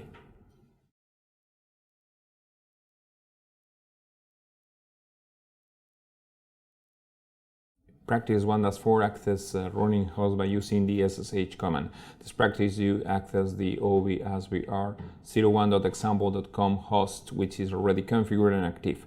You use the SSH command to access this host. Note that at the start of your lab practices, the 3 virtual hosts of your lab machine are in the running state, and you can access ovasvr01.example.com, ovasvr02.example.com, and ovmmgr01.example.com by using the SSH command.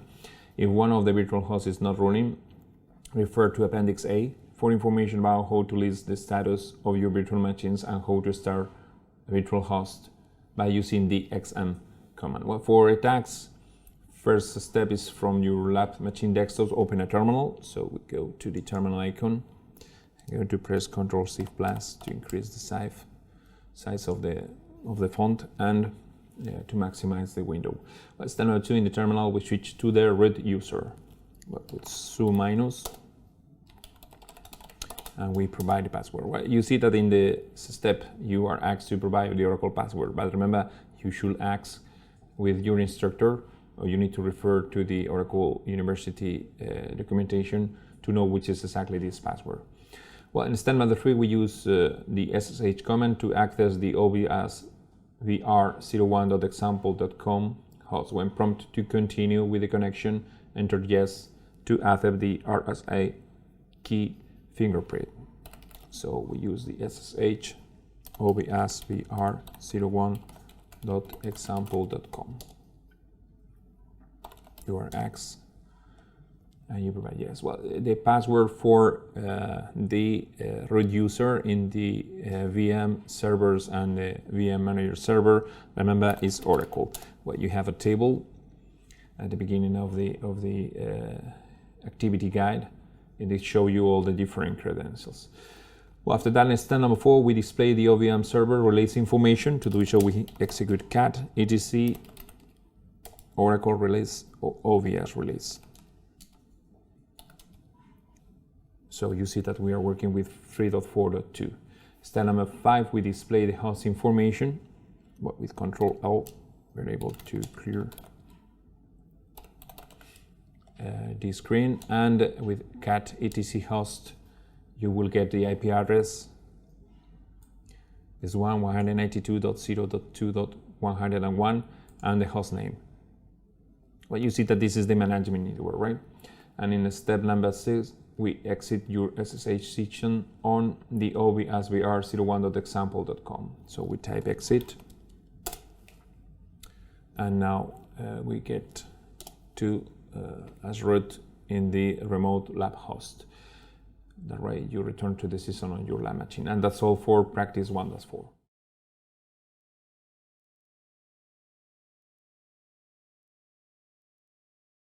Practice 1.5, access a running host by using the VNC viewer command. This practice you access ovsvr02.example.com by using the VNC viewer command. Note that if a virtual host is running but you cannot access the host by using the SSH command, you cannot attempt to use the VNC viewer command. Well, for first task, we open a terminal window on your lab machine if not yet already open, and we switch to the root user. So because we already have a terminal, we change to the root user. Well, after that, we issue the XM VNC viewer command with the OVM MGR01 domain to display the console terminal window for the OVSVR01 host. So we execute the XM VNC viewer OVM MGR01. Well, you will see that okay, you get automatically this display, right? So you are viewing, for example, the OVM MGR01 display. Well, you see that you maybe should get a warning that if you get a message much like XM command not found, your path variable is not set correctly, so you probably did not use the dash option when changing to the root user. You need to see again the step A. To fix the situation, using the source, issue the source command against the profile of the root user. You are then able to use the command. Well, the console for the OVM MGR01.example.com appears. Step number 4, you log in to the OVM MGR01.example.com as the root user. So we access to the login prompt by placing the cursor inside the window and pressing the enter key. Well, the login screen appears with the Oracle student account selected. So we need to click not listed. and we need to, the user prompt, username prompts appears, and we need to enter root in the text box and press next to enter the key. So the password, the text box appears, so we need to enter the root user password in the text box and press enter. Remember, the password is Oracle, and we could press enter or may click on sign in. So we get access remotely to the desktop in the OVM Manager server. Well, we may click on applications in the upper left corner of the desktop to view the available applications. You access the OVM mgr01.example.com host in this manner during the course. Exit the console window by clicking the X in the upper right corner in the window.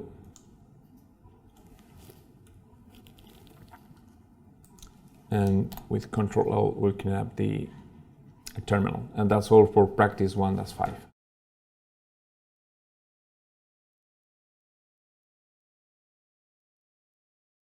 Practice 1.6 start the Oracle VM Manager user interface and examine the storage and networks available in your Oracle VM environment. This practice, you access the Oracle VM Manager user interface from your lab machine and perform basic checks of the Oracle VM environment. Well, the first one is to verify that the Oracle VM Manager application is running from a terminal window on your lab machine.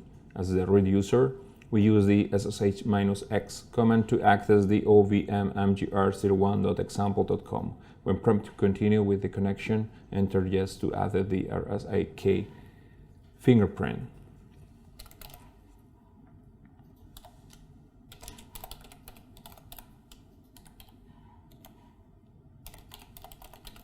So we type this, right? We type yes. Now remember, the password is Oracle. Well, note that the use of the -x option of the SSH command, which enables X11 forwarding, you use this option to start a Firefox season from the OVM mgr01 that displays the Firefox window on the desktop of your lab machine. This allows you to use the Firefox in the OVM mgr01 host, which is newer than the Firefox version on your lab machine. The Firefox on your lab machine does not support, for example, the Oracle VM program to access your virtual machine's console. But next is to display the status of the OVM Manager's OVMM and OVM CLI services in the Oracle's VM Manager host. What to do so, remember, you have the service OVMM status. So you should get this message that is running. And for the CLI is OVM CLI status. So it should show you the output that is running. Log into the Oracle VM Manager user interface. To do so, we start a Firefox season, Firefox -no -remote ampersand. And we should wait for the Firefox utility to be spawned. Well, in the Firefox window, we need to enter the URL that gave access to the Oracle VM Manager user interface application console. So it's https:// and we could say localhost 7002/OVM/console.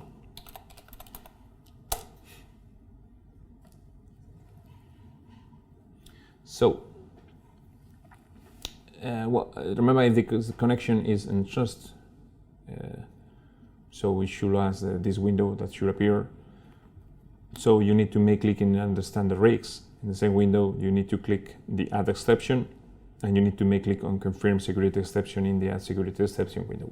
Well, we need to get logged into the Oracle VM Manager user interface by using the admin user and the password my Oracle 1. So username is admin, password my Oracle 1 with M and O in uppercase and 1 number.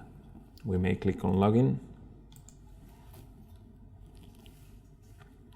We wait for the login process to be completed.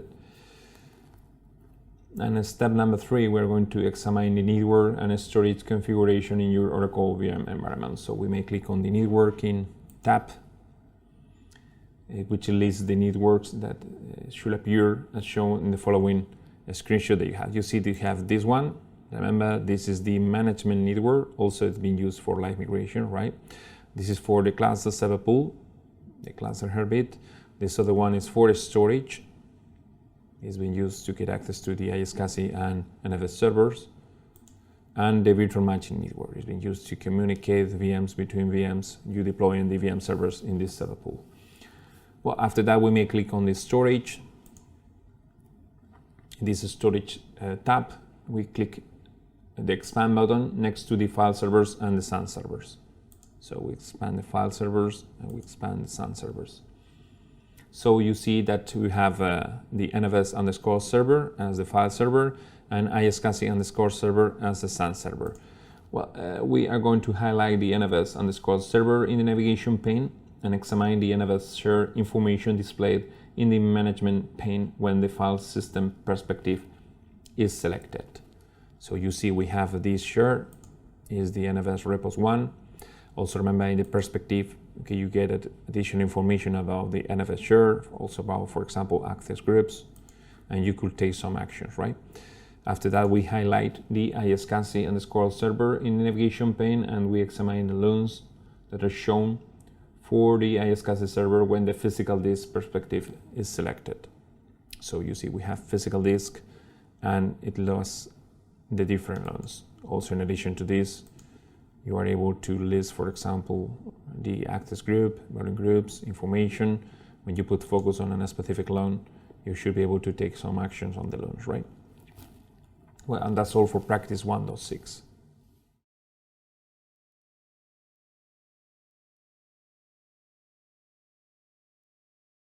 Practice 1.7, execute the refresh all action in the Oracle VM Manager UI.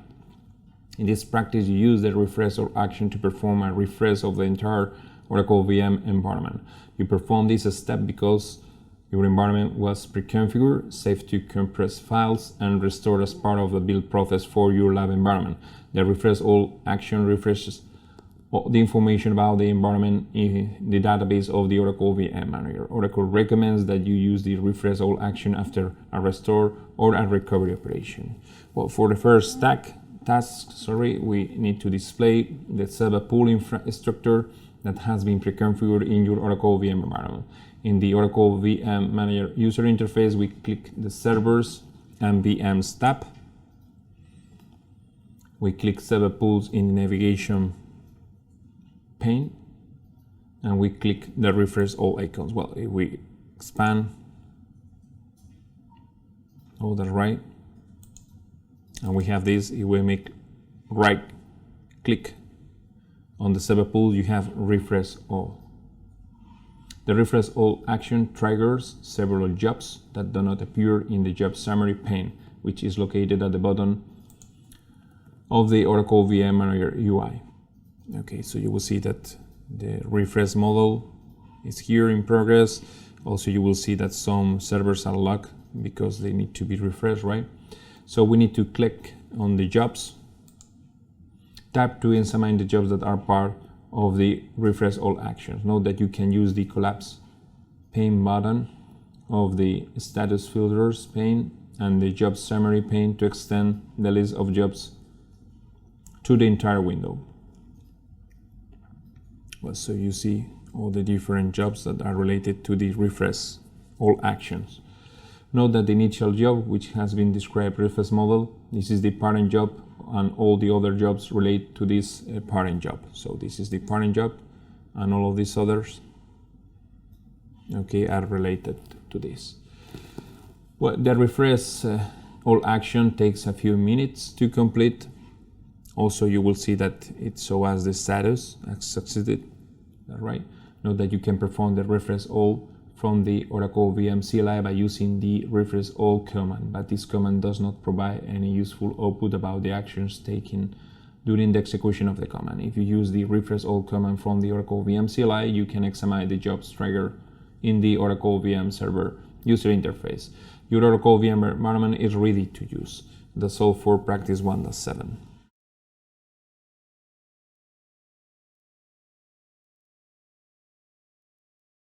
Practice 1-8, start the Oracle VM CLI and use it to start the virtual machine in the X86 repository. In this practice, you start the Oracle VM CLI and execute the start commands for a virtual machine. Oracle VM CLI facts. To access the Oracle VM CLI, the Oracle VM Manager service, OVM CLI, must be running. In addition to the OVM CLI service, the Oracle VM Manager, OVMM service, must also be running to access the Oracle VM CLI. Note that the Oracle VM Manager, OVMM service does not depend on the OVM CLI service. You can access the Oracle VM CLI from any host with SSH access to the host where the Oracle VM Manager is running. If the firewall is active on your Oracle VM Manager host, you must open port 10,000 in the firewall to allow access to the Oracle VM CLI. When connecting to the Oracle VM CLI, you provide a password for the admin username. Admin is the WebLogic username, not an Oracle operating system username. This is also the username that you supply when you access to the Oracle VM Manager user interface. The password for admin is the password that you specify during the installation of the Oracle VM Manager software.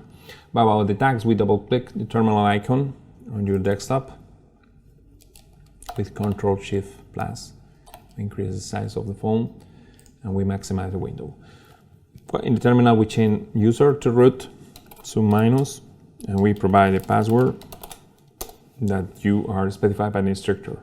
Remember, in the activity guide, you have Oracle, but you need to provide a password that the instructor shared with you. Step number 3, we restart the HCP server on your lab machine to make sure that the service is available for the virtual machines deployed from your Oracle VM environment. So with this service, the HCP daemon, we execute the restart.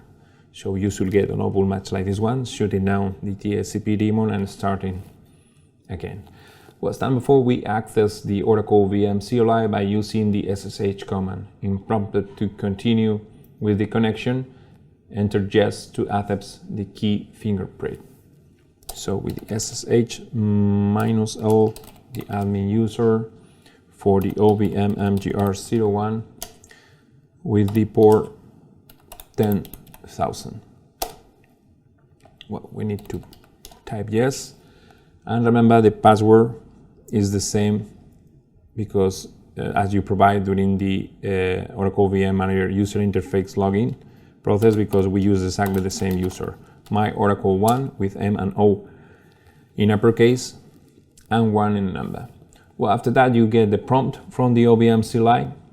You could enter a question mark to display the available commands. So you have, for example, add, create, list, remove, set, that's right, and so on. Step number 6, we display the available Oracle VM servers. So we use the list server. And you will see that we have the two servers, the OVSVR01 and 02. Step number 7, we change the output mode for your commands to reduce the amount of information returned by the command. So we set the output mode to sparse. So now, for example, we list the VMs. Okay, we get, you see the different VMs that we have, the X86 paravirtualized machine, and then NFS paravirtualized machine. So you see only the results are shown.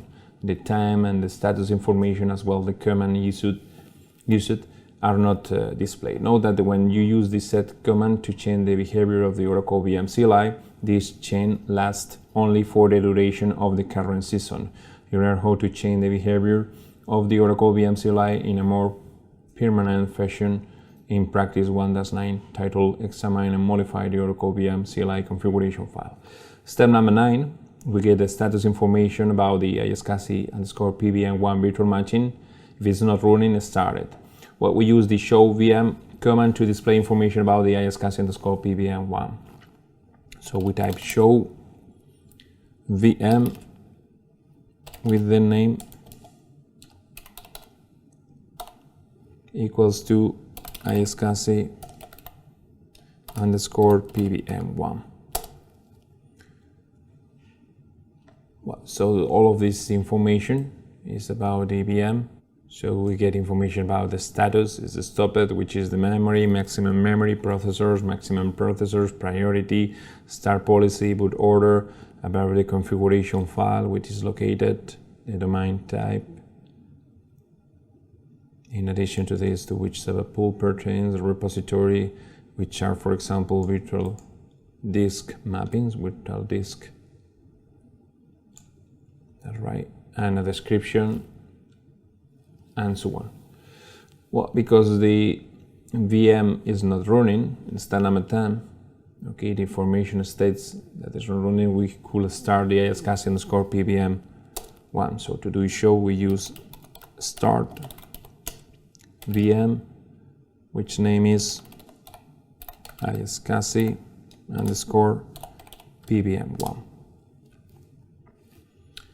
Well, this operation takes 1 minute or less to complete. Note, because you set the output mode to sparse, the only information returned is the job ID of the operation. However, if the job is not successful, a job failed message is returned. Step number 11, we exit the Oracle VM season and obtain the status information about the ISCSI_PVM virtual machine by using the Oracle VM command directly on the command line. So we exit, we return the prompt to the terminal, and we execute the show VM command directly from the command line that invokes the Oracle VM CLI. We use the grep command to obtain the status information for the ISCSI VM. So we Control-O, we clean up this, and we execute SSH -o admin OVM mgr01.example.com -p 10,000, and between double quotes we type show VM name equals ISCSI_PVM1. We close the quotes, and with pipe we grep the status. Okay, we type yes. We need to get authenticated my Oracle 1, and you get the status success, status running. Well, with Control-L, we repeat again. You see, you are asked to provide the password, and you get success return. And that's all for practice 1-8.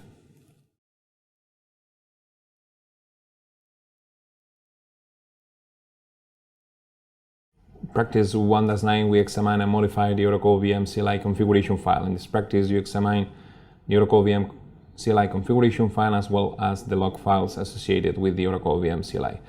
Task 1, in a terminal window on your lab machine, we change user to root. If not yet already done, we need to provide the password as explained before.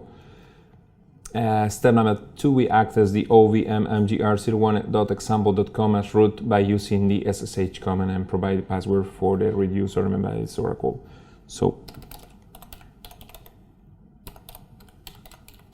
with this command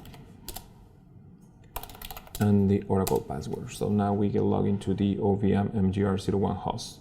We need to get access to the U01 app Oracle OVM-manager-3 OVM CLI directory and examine the context with the cd U01 app Oracle OVM mgr manager and OVM _ CLI directory. And here we examine the contents, for example, with the ls-o. And you will see that we have these directories in which you have the libraries, documentation, scripts, config, and some classes, right? So the configuration file for the Oracle VM CLI is located in the config directory. So we navigate to the config directory and we list the contents of the config directory. Well, so here we have multiple files. The commands.xml file contains the list of commands that are displayed when using the question character from the Oracle VM CLI prompt to obtain a list of the valid commands. The object model _1.xml file contains an XML description of all the objects that can be manipulated with the Oracle VM CLI. the attributes for these objects. For example, the server object has an attribute called processor speed. The operations for each object, for example, an object might be shown as ls minus l. Listable equals true. This means that you can use the list command against it, and so on. Well, the CLI config params.xml file is in the configuration file for the Oracle VM CLI. Well, step number 5, we use the b command to change the inactive timeout for the Oracle VM CLI. So we use the cp command to make a copy of the CLI config params.xml file. It's a good practice to backup the original file before changing any options in the configuration file. So we use cp for CLI config params. Okay, we create a CLI config params, for example, underscore orig to note that this is the original file. We use the v command to change the client inactivity timeout from 45 to 60. Note that when you make the changes, you get a warning message that you are changing the read-only file. This is because the permissions of the file are not set correctly, they are set to readable. Note that because of the permission of the CLI config params.xml file, you must force the update to the file with the column WQ exclamation sequence. Note that for security reasons, you cannot disable the timeout period. Okay, so we use the V for the CLI config params. And here we look for the inactivity, and with I we enter into insert mode and we change 45 to 60. With escape we finish the insert mode, and now remember column W key exclamation, WQ exclamation. Okay, good. Now we can check which are the differences between the original and the new one. So we use the diff command to verify your change by displaying the changes made to the CLI config. So with diff CLI config and CLI config underscore original. So you will see that in this file, okay, we have 60, and in the original we have 45. In step 6, we restart the Oracle VM Manager or VM CLI service for the change to take effect. So we execute service OVM CLI restart. So it's restarting, it was okay. So the timeout for the Oracle VM CLI is now set at 60 minutes. This change is in effect for all the Oracle VM CLI seasons until you change it again in the CLI config param.xml file. You can select the value for the client inactivity timeout between 1 and 1440 minutes, 1 day. And that's all for practice 1-9.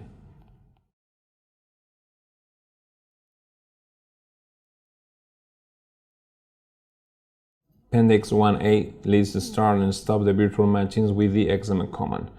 Well, this is an optional lab, but obviously it's very important when you're working with this virtualized environment.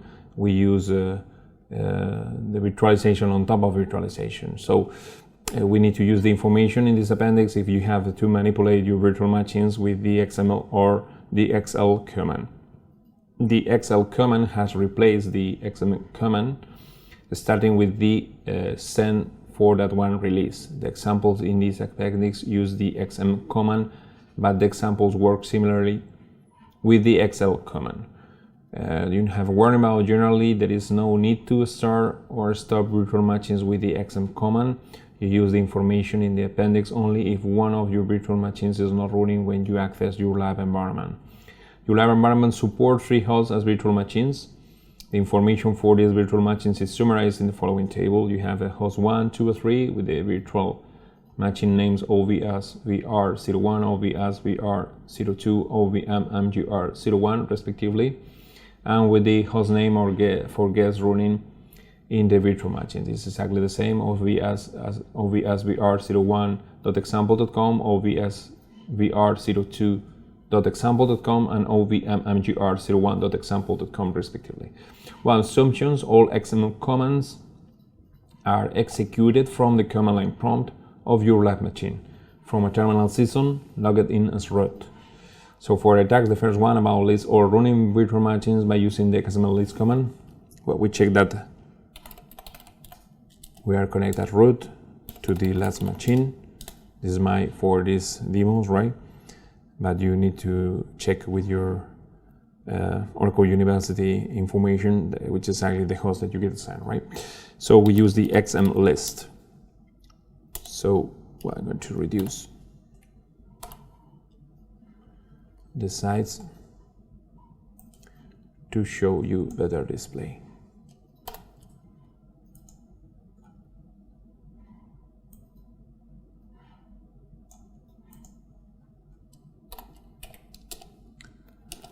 So we have the OVSVR01, OVSVR02, and OVMMGR01. Right. In addition to these, you have the Sun server, the domain 0. Right. Well, note that the possible states for a domain are listed in the following table. R means that this is running. Right. B means that this block possible waiting an I/O or in a sleep state. P is pause. If the administrator, for example, pause the domain, this is an action you could take with the XM command, or for example, for a production testing environment using Oracle VM Manager with this tool, right? S is in the process of shutting down, temporary state. C means that crash, and D is dying, shutting down or crashing, temporary state. Note that for your output or for the XML list commands does not match the output shown in the preceding example. This is normal. The ID, the domain ID may be different, as well as the state or time information. Normally there are 4 virtual machines or shared domains running: OVSVR01, your first Oracle VM server; OVSVR02, your second Oracle VM server; and OVMMGR, your Oracle VM Manager host. And in addition to this, domain -0, which represents your lab machine, which is running as the privileged domain. If the host is not installed, this means that this virtual machine is not running. So you need to use the xm create command describing the next steps to start a virtual machine. If you need to start one of your virtual machines, you use the xm create command. Warning about this: do not start virtual machines with the xm command unless one of the virtual machines is not running. This example is for reference only. Well, so for example, the xm create requires the name of the configuration file for the virtual machine as a parameter. The following example starts the OVSVR02 virtual machine. Well, before doing so, I'm going to stop. In this case, well, I will show you later, but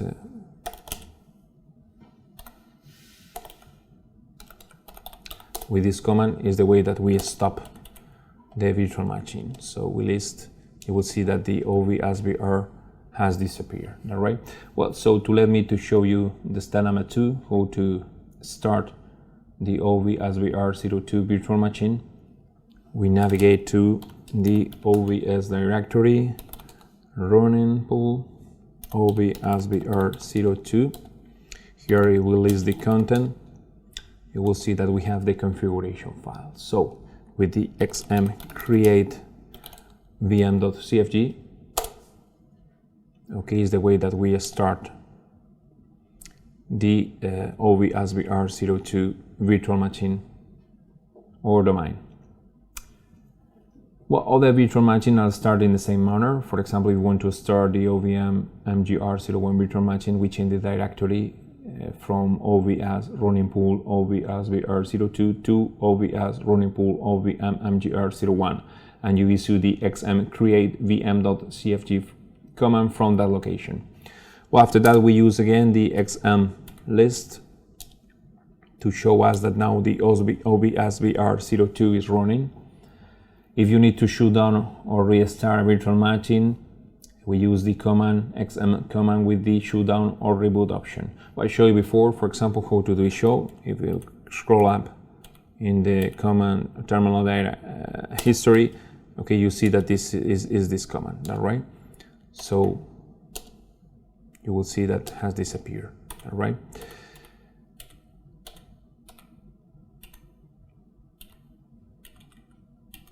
Again, to run navigate into this, okay, with the create is the way that you start, all right? And if you want to reboot, for example, restart, you have the xm reboot command. Well, I'm going to use this one, or issue this one against obsvr01 to show you the example. So the virtual machine reappears in the output of the XM list. So you see after I shut it down and create again, appears this one, and after I reboot it, okay, appears in this way. And that's all for this Appendix 1A.